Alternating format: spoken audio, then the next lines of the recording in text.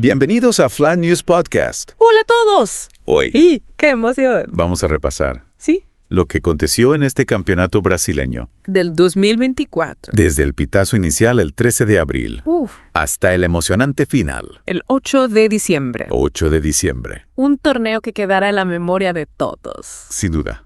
Vimos la resurrección de un gigante, Wow. como Botafogo. Ah, La consolidación de jóvenes talentos y, por supuesto, mucha polémica. y hablando de Botafogo, Sí. ¿qué te pareció su desempeño en este campeonato? Bueno, empecemos por el principio. Dale. Botafogo y Palmeiras, Ajá. que en un principio eran considerados favoritos. Sí. Arrancaron con buen pie. ¿Y los otros? Otros equipos, incluso algunos con grandes expectativas, Claro. tropezaron desde el inicio. Por ejemplo, recordemos esos primeros resultados. Mm. Internacional 2-1 contra Bahía. Uy. Y Flamengo 2-1 contra Gremio. Partidos que desde ya anticipaban la intensidad del torneo. Mucha. Pero me parece que el primer turno del campeonato Sí. fue donde realmente vimos a Botafogo despuntar. Despuntar, sí. ¿Qué factores crees que fueron claves para su liderazgo en esa etapa? Varios factores. A ver.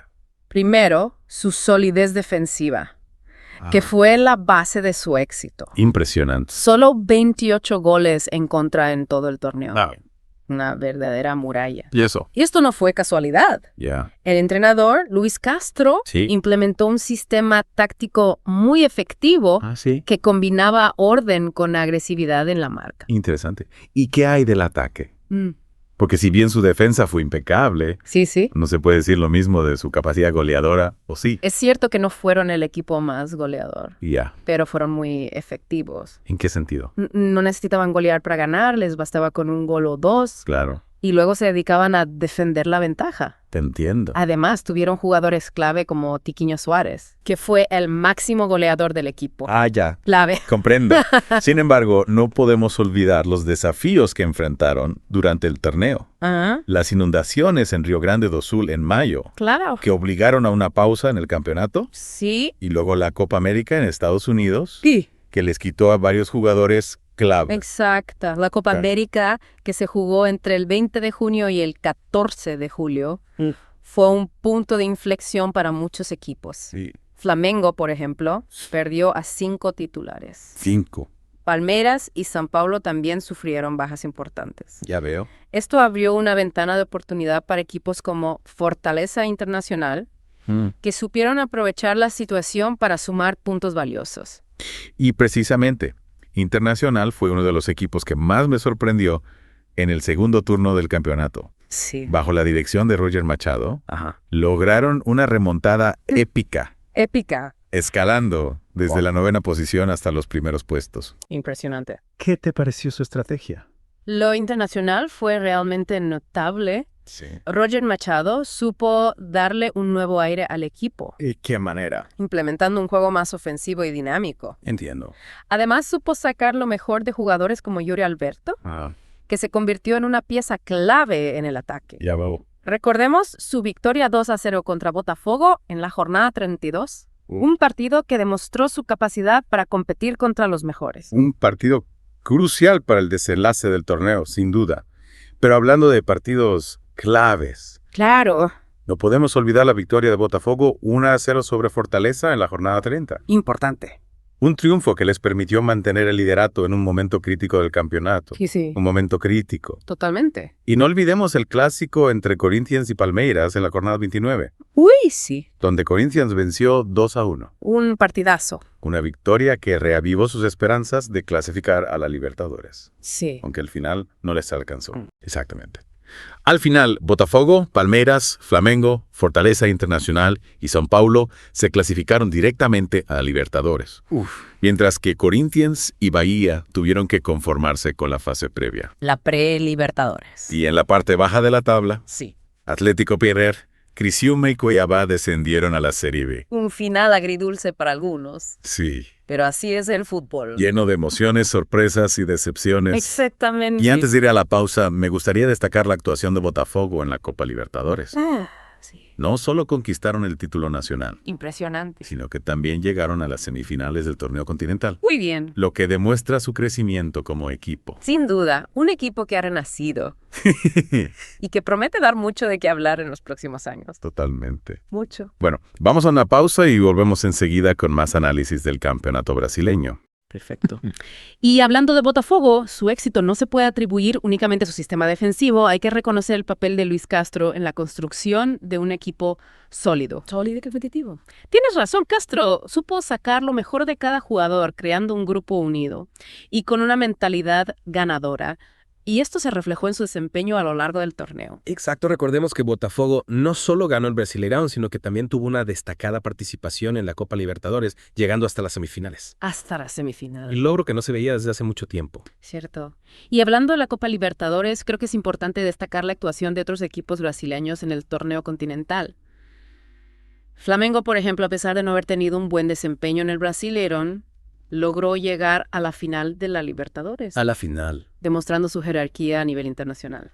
Sin duda, Flamengo sigue siendo un equipo de cuidado en el ámbito continental. Sin duda. Y Palmeiras, el actual campeón de la Libertadores, también tuvo una buena participación llegando a los cuartos de final. Sí, Palmeiras sigue siendo uno de los equipos más fuertes de Sudamérica. De Sudamérica. Y hablando de equipos fuertes, no podemos dejar de mencionar a Fortaleza, que en los últimos años ha tenido un crecimiento notable, tanto a nivel nacional como internacional. Fortaleza es un ejemplo de cómo un equipo con una buena gestión y un proyecto deportivo sólido puede llegar a competir con los grandes. Su clasificación a la Copa Libertadores de este año es una muestra de su progreso. Totalmente de acuerdo. Y volviendo al campeonato brasileño, creo que es importante analizar el desempeño de los equipos que descendieron a la Serie B: Atlético PR, Criciúma y Cuiabá. ¿A qué se debe su bajo rendimiento en este torneo? En el caso de Atlético Pelaro, creo que su descenso fue una sorpresa para muchos, un equipo que en los últimos años había tenido un buen desempeño, Claro. incluso ganando la Copa Sudamericana en 2021, pero este año las cosas no le salieron bien. No salieron bien. Tuvieron problemas defensivos, poca efectividad en ataque y una serie de lesiones que afectaron su rendimiento. Sí, Atlético PR fue uno de los equipos que más goles recibió en el torneo. Y Criciúma, que recién había ascendido a la Serie A, no logró consolidarse en la categoría. Criciúma tuvo problemas para adaptarse al ritmo de la Serie A, un equipo con un presupuesto limitado y un plantel con poca experiencia en la categoría. Y Cuiabá, que había logrado mantenerse en la serie en las últimas 2 temporadas, esta vez no pudo evitar el descenso. Cuiabá tuvo un inicio de torneo prometedor, pero luego se fue desinflando. Desinflando. Una mezcla de falta de experiencia, lesiones y decisiones técnicas cuestionables que los llevaron a la zona de descenso. Y hablando de decisiones técnicas cuestionables, creo que es importante analizar el papel de los entrenadores en el desempeño de los equipos. En algunos casos, como el de Roger Machado en Internacional, el cambio de entrenador fue positivo para el equipo. Pero en otros casos el cambio de entrenador no trajo los resultados esperados. El papel del entrenador es fundamental en el fútbol. Un buen entrenador puede marcar la diferencia en un equipo, pero también es importante tener en cuenta que el entrenador no es un mago. Necesita contar con un buen plantel, una buena estructura y el apoyo de la directiva para poder desarrollar su trabajo. Tienes razón. Y en el caso del campeonato brasileño, la competencia es muy fuerte. Todos los equipos tienen buenos jugadores y entrenadores capacitados por eso. Cada partido es una batalla y cualquier detalle puede ser determinante para el resultado. Exacto, el campeonato brasileño es uno de los torneos más competitivos del mundo y este año la disputa por el título fue emocionante hasta la última fecha. Sí, Botafogo se consagró campeón en un final de infarto, superando a Palmeiras por apenas 2 puntos. Un final digno de un gran torneo.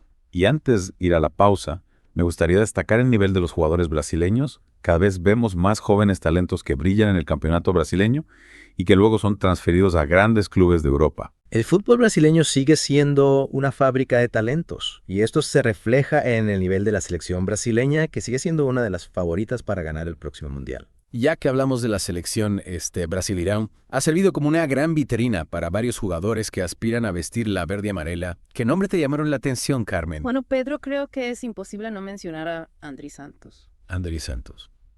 el joven volante de Vasco da Gama. Sí. A sus 19 años ha demostrado una madurez y un talento impresionante en el mediocampo. Sí, Andrés Santos ha sido una de las revelaciones del torneo, un jugador con un futuro brillante por delante. Y hablando de jóvenes talentos, también me impresionó la actuación de Vitor Roque, el delantero de Atlético PR. Vitor Roque es otro jugador con un potencial enorme, a pesar del descenso de su equipo. Ha demostrado su capacidad goleadora y su habilidad para desequilibrar en el 1 contra 1. Sin duda, un jugador a seguir de cerca en los próximos años, y no podemos olvidarnos de los jugadores más experimentados que siguen siendo piezas claves en sus equipos. Claro, jugadores como Hulk. En Atlético Amchiga, Bigol en Flamengo y Rafael Veiga en Palmeiras siguen marcando la diferencia en el fútbol brasileño. Exacto, jugadores con una trayectoria impresionante y que siguen demostrando su calidad en cada partido. Y para terminar, Carmen, ¿qué te pareció el nivel general del campeonato brasileño de este año? Creo que hemos visto un torneo muy competitivo con equipos bien preparados tácticamente y con jugadores de gran calidad. Coincido contigo, un torneo que ha mantenido la emoción hasta la última fecha y que nos ha dejado momentos inolvidables. Sin duda un torneo que ha estado a la altura de las expectativas. Y con esto llegamos al final de nuestro análisis del Campeonato Brasileño de 2024. Agradecemos a todos por acompañarnos en este repaso de la temporada. Esperamos que hayan disfrutado de este episodio de Fly News Podcast. Nos despedimos hasta la próxima con más análisis, debates y toda la pasión del fútbol brasileño. Hasta pronto.